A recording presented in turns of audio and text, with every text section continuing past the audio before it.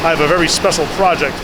I have to clean up and restore this wonderful old Snap-On Gold Medal Edition bottom box and top box in cherry and black. And it's my honor, my duty, and my privilege to do it because this box was owned by a nice gentleman and former customer of mine named Jay Jimenez, who had passed away a few months ago. His wife, Teresa, had asked me if I could sell the box for her, and seeing how she has some financial constraints now that her husband is gone, and it's just down to her and her sole income for her family, I wanted to do the best job I could to clean this box up and get it to top condition so that we could ask as much money as we could for it. The thing's in pretty rough shape cosmetically. Mechanically, it's pretty good. The finish on it is in excellent condition, but it does need some work, and we'll go over what all the things are that we went and fixed up on this. You can see there's a nice mural inside the flip top commemorating the special edition of this box. It was built back in the mid to late 90s. I don't have an exact year on it. Maybe if one of you knows when this box was built, you can leave it in the comments. And you can see on the outside here, there's no real scratches or dents to the paint job, but it's covered in cobwebs. On the top there, it's caked with dust, and there's an awful lot of grease buildup and grime all on the inside of it and on all the drawer slides. This box has been sitting for many, many years in this facility.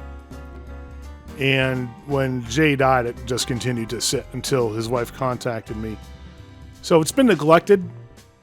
It really hasn't been abused at all, but needs a lot of work to get it back up to top condition.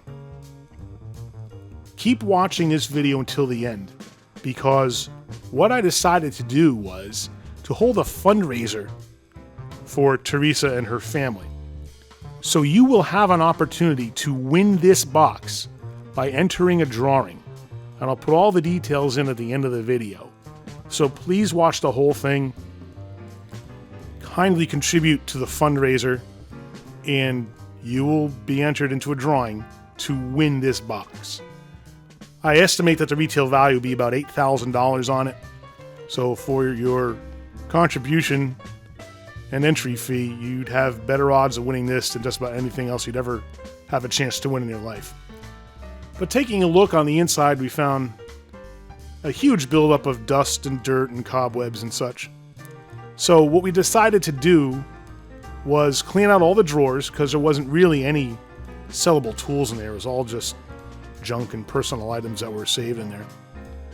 And clean up the drawer slides the best we could just to get them operational again, and give this box an initial assessment about what was wrong with it, what needed to be fixed, what the overall condition was. And we found that all the drawer slides were either gummed up or needing replacement.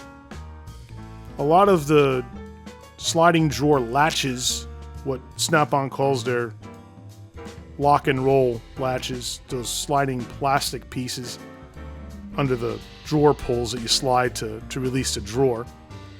Many of those were broken because that plastic gets brittle over time. Eventually, we were able to get one key for the bottom box locks, but the top box was keyed separately, and we never were able to get a second key, so I had to get new locks for it.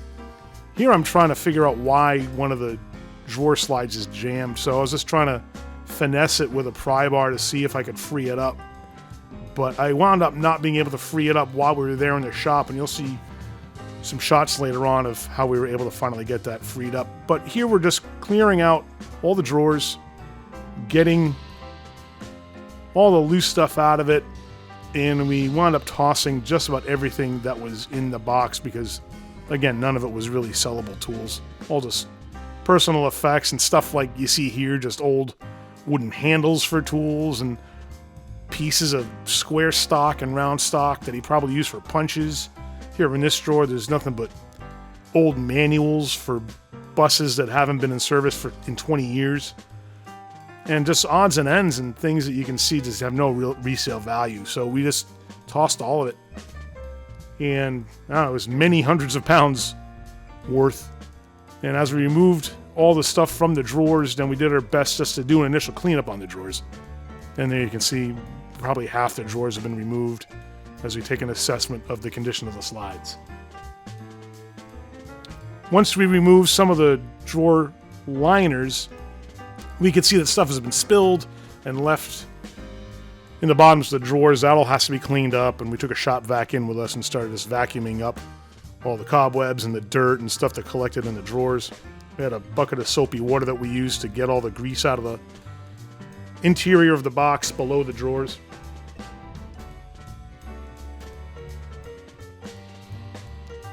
And on this day here, it was very hot, as I recall. I think it was about 105 degrees.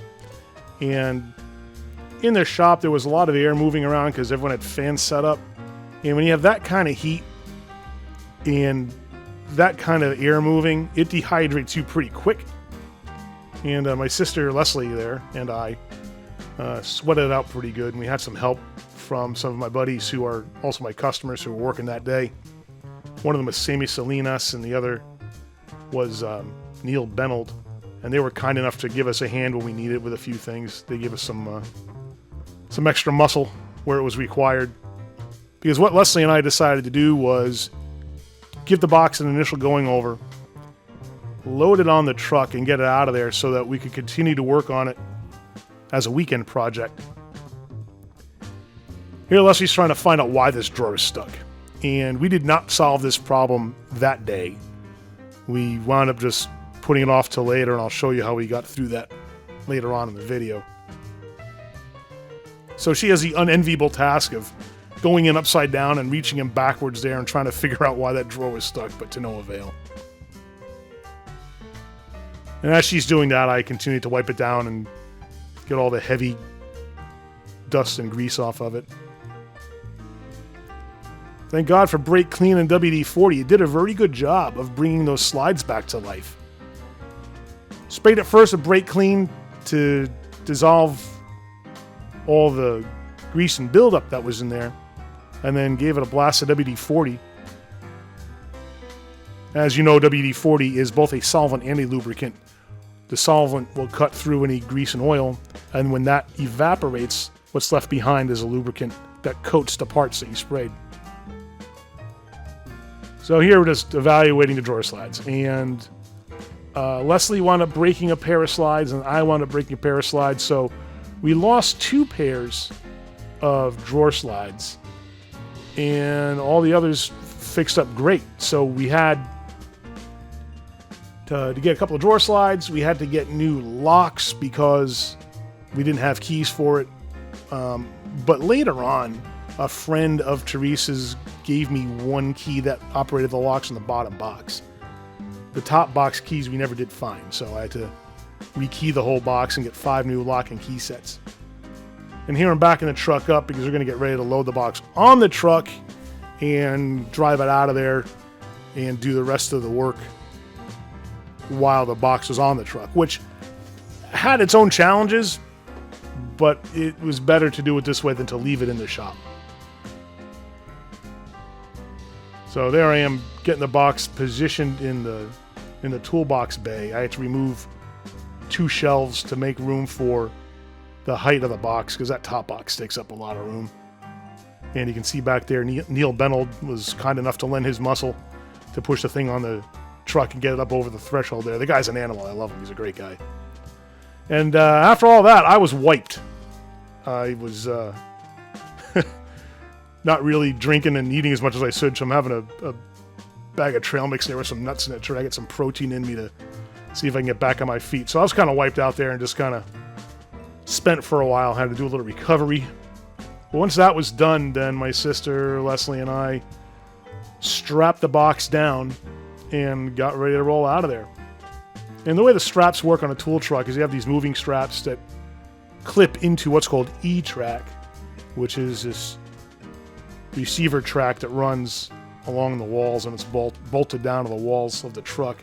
And you can ratchet these straps down and pull anything tight with them, and they're ideal for toolboxes of this size. So they put the E-track all over the place, anticipating you're going to have boxes like this. So one strap on the top box, one strap on the bottom box, and we had this thing tied down and we're good to go. But we had other things on the truck at the time.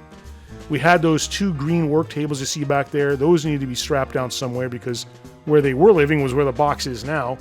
So we had to improvise a bit and figure out how we're going to strap those down. So what I decided to do was take a smaller ratchet strap,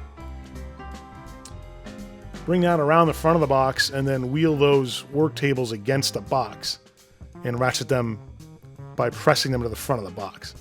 And here we're breaking up an old cardboard box so that we can use that as padding between the work tables and the toolbox, because I don't want anything to bump and grind and get scratched. So we just use the cardboard for padding, use another ratcheting strap, tighten it all down, and we were good for the trip back home.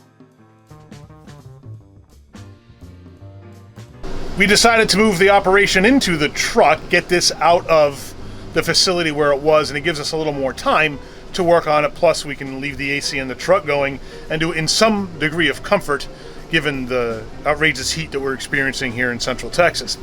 The thing that we're going to work on first and really try to knock out is this drawer slide right here. It gets hung up, and it's a hard stop. So it's not just that it's gummed up or something, it's that there is clearly some kind of mechanical issue with this, and we got to work on it. And I think we stand a chance if we can move this part of the slide rearward and free up the drawer that way and remove the drawer from the slides. But we'll see. I don't know. It's kind of a mystery right now. We're going to have to buy at least 1 set of slides already, and if we have to buy another set, then that should be just 2 sets of slides that we need, and given how everything else worked out, we're not going to need more than that. When I was in the shop, I used a pry bar to try to free this up, but here I had a little bit more time after I thought about it. I got a little bit better leverage on it. So just using a little bit of force, knocked that slide loose. And what we found as we looked at this was there was part of the slide was deformed a little bit and was catching. There's an inner part to the slide there that mounts to the drawer, and then the outer part of the slide that mounts to the box. And there was a bit of a deformation in that. So we straightened that out and freed that up, and that set of slides worked great again. Later on, I don't think I had it in this video, is when I broke the pair of drawer slides. Leslie broke a set when we were at the shop, and I broke a set here on the truck. And once you break a set of drawer slides and all the ball bearings fall out, you really can't recover from that. So we ordered some new ones from Snap-On, as well as some new gas springs for the top, some of their lock and roll latches, and new keys and locks. Finally getting all that caked up dust off the top of that box was no small task. And here I'm looking at the drawer slides. Some of them have to come out in order for me to access the ones that have to be replaced.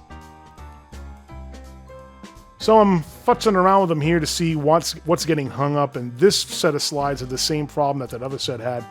There was something mechanically wrong with them, and there was some deformation in part of the slide that caused it to lock up on itself. And once we figured out what that was, it was easy enough to free it up, but it took some investigating and some figuring it out. And you can only access the part in question through that hole there that you can see kind of in the middle of the slide. And I was able to get a screwdriver in there and wedge up a little bit on the metal to try to free that up, and that finally worked. Here I'm replacing the locks, and it's a strange thing to do. What you do is you have to put the key in, press it in, and then rotate that bezel all the way to the left until it stops turning, and then you have to turn that key really hard to the right, and you go past your 90-degree mark, and then you go like another 20 degrees, and right there is when you free it up. You can pull the lock core out. It requires a strange amount of force to do that, and if you try that, you will think you are going to break the lock or the key, but you won't. It requires that much force to do it, which is why I had to use a pair of pliers. It works if you have the key, and if you don't have the key, like on these other locks, and you have to replace the cylinder differently, and you have to remove the actual piece itself and install a whole new one. You can't just replace the core like I did on those others. But these weren't that bad to do. They just mount with a little screw there, and then a little mechanism just attaches to that. And once you tighten it down, then you're all set and good to go. Pretty easy to access because it's on the inside surface of the leading edge of the box.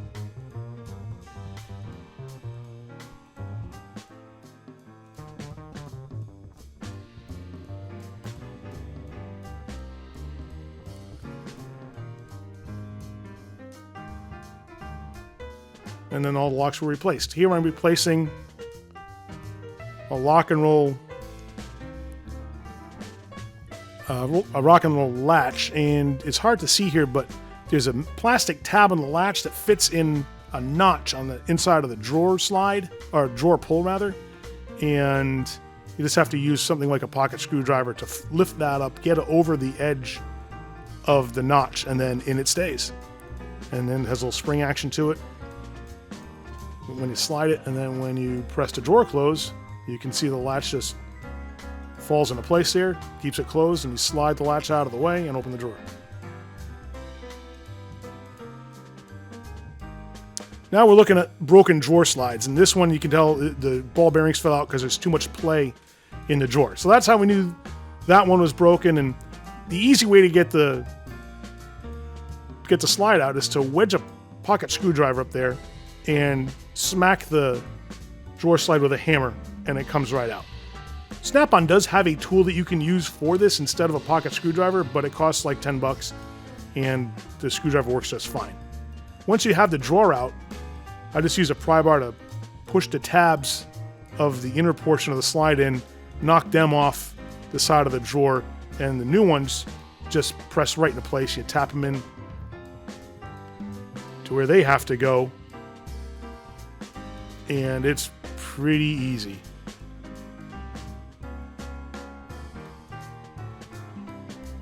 When you install the slides onto the box, the rear tab slides into place first, and then you just tap the other tabs into place with a hammer. And there you go.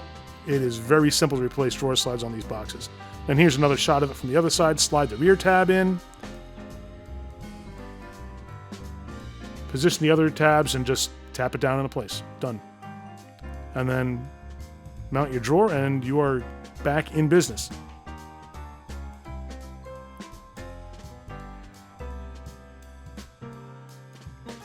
These are the gas springs for the flip tops. These are also pretty easy to replace. You just take a pocket screwdriver and pull that retainer out, and the gas spring just pops right off its ball mount. And just do it again for the other side. Pull that retainer out, and bam, you're in business. Now, we had an interesting issue here because the box is in the truck. The top of the box would not open all the way, which means those gas springs were not extended all the way. And there's a lot of tension on those when they're new. So what I had to do in order to install the new ones was compress the new springs to where the old ones were, if you follow my drift here, so that they would fit. Otherwise, they were too long. So I marked where the old gas springs were, transferred that line onto the new gas springs, knew now that how much I had to compress that new gas spring in order to get it to fit.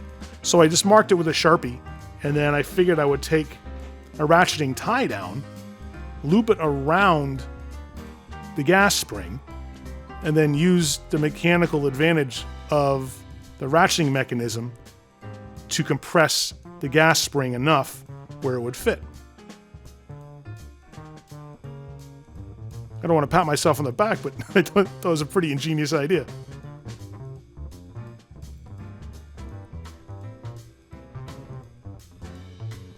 So now if you can see where that line is that I drew, and as I put tension on it, just ratchet it down a few times and it just compresses the piston, and you can line it up exactly where you want it to go.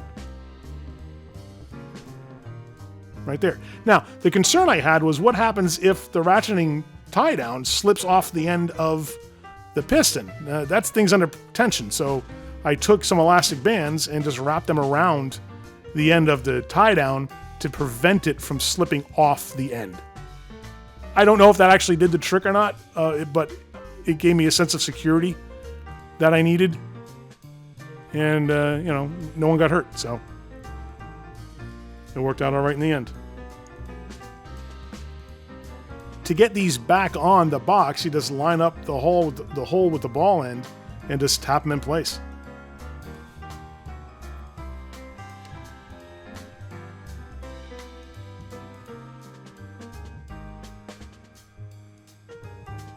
And after I compressed it properly and everything lined up perfect, and it went right on. And then just remove the ratcheting tie down. And we did this 4 times, one for each gas spring in each side of the flip top. And here's Leslie just demonstrating how wonderfully it all works now, just like it should. And now I'm detailing the rest of it and just wiping it down and getting rid of all the rest of the dirt and the gunk that had built up. So now the box works mechanically 100% like new. All new parts, and it's ready to go.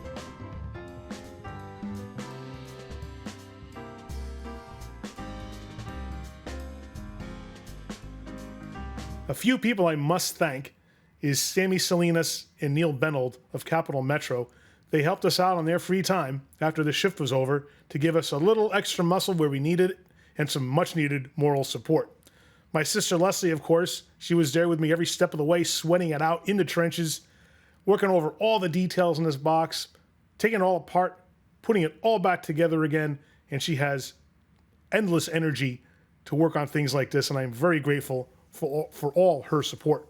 I have to thank Snap-On, and I know that their warranty policy is valid only to the original purchaser of toolboxes. After I explained the circumstances to them, they, however, covered everything but the locks and keys under warranty.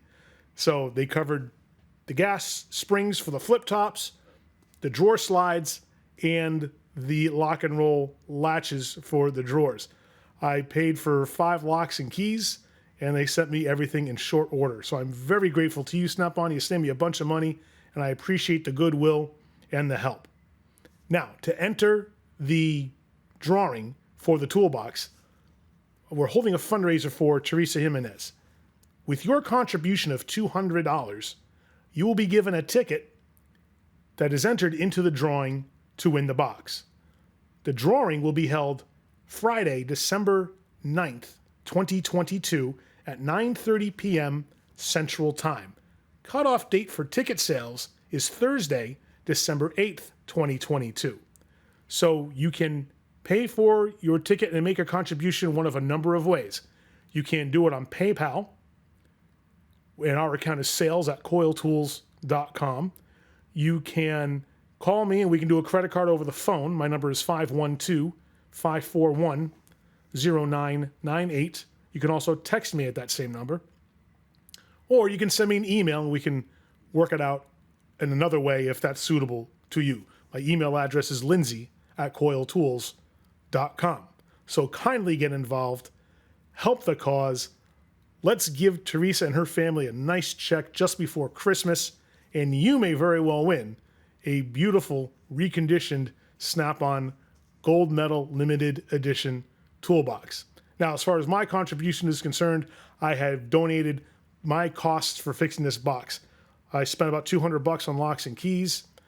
I spent a bunch of money to pay my sister for her time and efforts, and of course, she and I put in about 40 hours of total time on this. So that is my contribution to the cause. So we're all pitching in a little bit, and I would appreciate it if you wouldn't mind paying for a ticket and getting yourself in the drawing, and all the money goes to Teresa, and the toolbox could go to you. So thank you so much for all your help. I'm going to continue to plug this promotion and the fundraiser on my YouTube channel, and also on my Facebook page and my Instagram page too. So look out for more information to come. In the meantime, you can always go to coyletools.com/fundraiser to see all the rules and eligibility requirements. So kindly get involved. Let's help out a family who needs it, especially this time of year just before Christmas. And keep watching the channel because we've got a ton of new videos, including some breakout videos regarding this special edition box from Snap-On and our regular tools in the haul segments, which have proven to be Very popular indeed. So do me a favor and click down here now to subscribe so that you don't miss any of it. Thank you so much for watching. And remember, use a tool. Don't be one.